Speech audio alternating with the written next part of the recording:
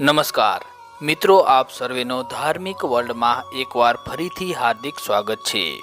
મિત્રો, આપણા હિન્દુ ધર્મમાં દેવ દર્શન કરવાનો ખૂબ જ મહત્વ રહેલ છે અને આપણે બધા લોકો જે હિન્દુ ધર્મમાં માનતા હોય તેઓ મંદિરે દેવ દર્શન કરવા જતા હોઈએ છીએ। મિત્રો, ઘણા લોકોને એવો પ્રશ્ન થાય છે કે આપણે આપણા ઘરમાં પણ મંદિરની સ્થાપના કરતા હોઈએ છીએ, તો પછી મંદિરે દર્શન કરવા શા માટે જવું જોઈએ? શું ઘરે જ દર્શન કરી લઈએ તો ન ચાલે? આજે આપણે વાત કરીશું કે આપણે મંદિરે દર્શન કરવા માટે શા માટે જવું જોઈએ, તેના પાછળના કારણો વિશે ચર્ચા કરીશું। માટે આપ આ વિડીયોને અંત સુધી જરૂરથી નિહાળજો અને મિત્રો, આપને આ માહિતી પસંદ આવે તો વિડીયોને લાઈક જરૂરથી કરજો તથા કોમેન્ટમાં જય શ્રી કૃષ્ણ અવશ્ય લખજો અને ચેનલને હજુ સુધી સબસ્ક્રાઈબ ન કરી હોય તો સબસ્ક્રાઈબ જરૂરથી કરી લેજો, કારણ કે અમે તમારા માટે આવી જ જાણકારી ભરી માહિતી લઈને આવતા રહીએ છીએ।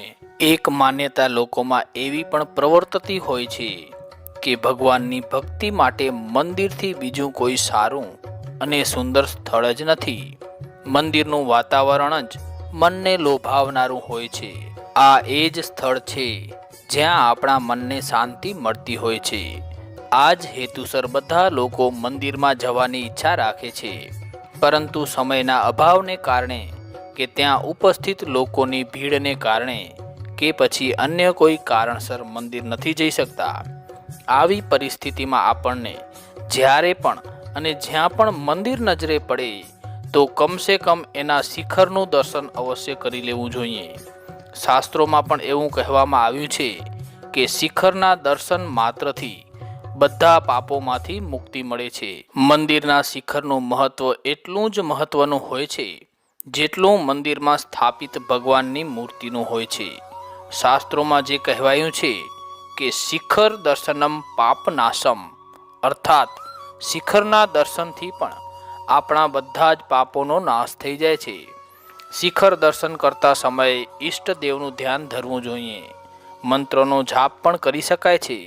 જો કોઈ વ્યક્તિને નિયમિત રૂપે શિખર દર્શનનો સમય ના મળી શકે તો એણે પોતાના ઘરમાં વાસ્તુ અનુસાર મંદિર બનાવી લેવું જોઈએ।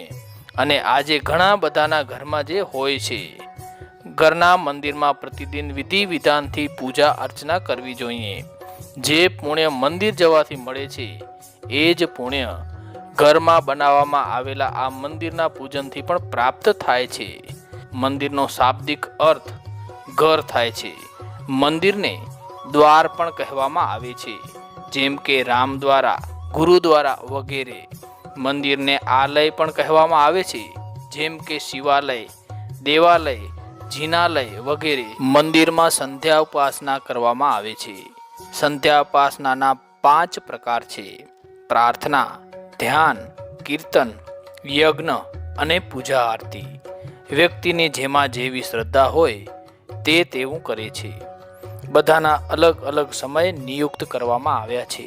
ધાર્મિક શાસ્ત્રોમાં મંદિરમાં જઈને દર્શન કરવા અને એના માટેના અમુક કારણો જણાવવામાં આવેલ છે।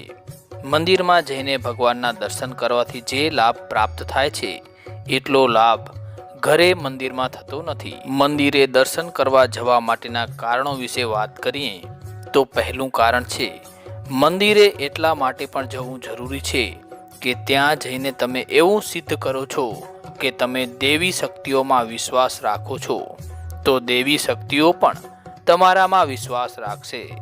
જો તમે મંદિરમાં નથી જતા તો તમે કેવી રીતે વ્યક્ત કરી શકશો કે તમે પરમેશ્વર અથવા દેવતાઓમાં વિશ્વાસ ધરાવો છો?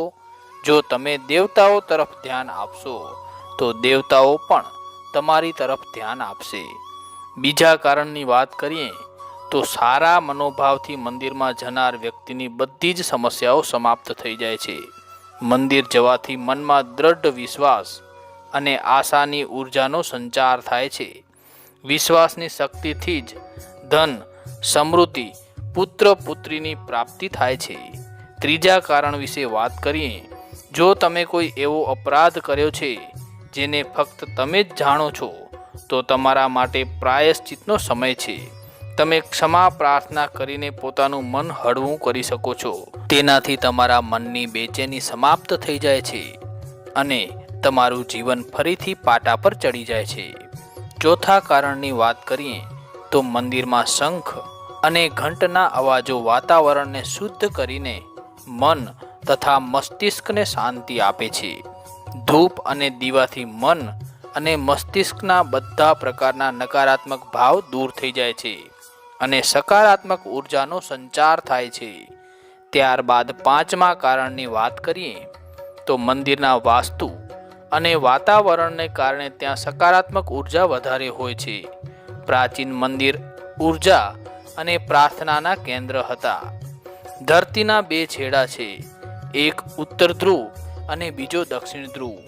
ઉત્તરમાં મુખ રાખીને પૂજા અથવા પ્રાર્થના કરવામાં આવે છે.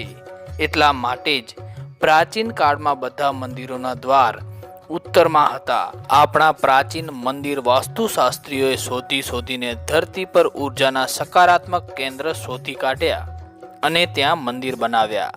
મંદિરમાં શિખર હોય છે અને શિખરની અંદરની સપાટી સાથે ટકરાઈને ઉર્જા તરંગો તથા ધ્વનિ તરંગો વ્યક્તિ ઉપર પડે છે. આ પરિવર્તિત કિરણ તરંગો માનવ શરીર આવૃત્તિ જાળવી રાખવામાં સહાયક હોય છે. વ્યક્તિનું શરીર આવી રીતે ધીરે ધીરે મંદિરની અંદરના વાતાવરણ સાથે સામંજસ્ય સ્થાપિત કરી લેતું હોય છે. આવી રીતે મનુષ્યને અસીમ સુખનો અનુભવ કરાવે છે. મંદિરનું ભવ્ય હોવું જરૂરી છે. ભવ્યતાથી જ દિવ્યતાનું અવતરણ થતું હોય છે. પણ સાથે સાથે મંદિર વાસ્તુનું પણ ધ્યાન રાખવું અત્યંત જરૂરી હોય છે. મંદિરમાં પ્રવેશ કરતા પૂર્વે શરીર અને ઇન્દ્રિયોને જળથી શુદ્ધ કર્યા પછી જ આચમન કરવું જરૂરી છે. આ શુદ્ધિ પ્રક્રિયાને જ આચમન કહેવામાં આવે છે.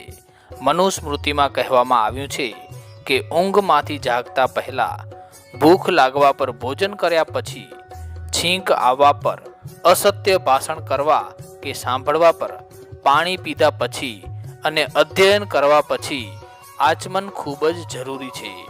શાસ્ત્રોમાં કહેવામાં આવ્યું છે કે ત્રિપવેદ આપો ગોકર્ણ વરદ હસ્તેન ત્રિરાચ મેત, એટલે કે એનો અર્થ એમ થાય છે કે આચમન માટે ડાબા હાથની ગોકર્ણ મુદ્રા જ હોવી જોઈએ, તો જ તે લાભદાયી બની શકતી હોય છે. ગોકર્ણ મુદ્રા બનાવવા માટે તર્જનીને વાળીને અંગૂઠા વડે દબાવી દો અને એના પછી મધ્યમાં, અનામિકા અને કનિષ્ઠિકાને આ પ્રકારે વાળીને હાથથી આવી આકૃતિ ગાયના કાન જેવી થઈ જશે. ટૂંકમાં મંદિર જવું હોય તો પૂરતી આસ્થા અને શ્રદ્ધાથી જ જવું જોઈએ અને તમે માનતા હો તો જ જવું જોઈએ, નહીં તો ન જવું. આમે આપણે હિન્દુ ધર્મ મંદિર અને દેવી દેવતાઓની માનતા બહુ જ છે અને તેઓ અવશ્ય પૂરી કરે જ છે. બસ ખાલી આપણે શું માંગવું એ આપણે નક્કી કરવાનું છે. બીજાનું જો કલ્યાણ ઈચ્છશો તો તમારું પણ કલ્યાણ થઈ જશે. અને આમે આપણા ગુજરાતમાં પ્રાચીન કાળથી કુદરતી કરામતવાળા મંદિરો ઘણા જ છે અને ગુજરાતની બહાર પણ. બસ ત્યાં એકવાર જાઓ અને દર્શન કરો, દરેકનું જીવન ધન્ય બની જશે.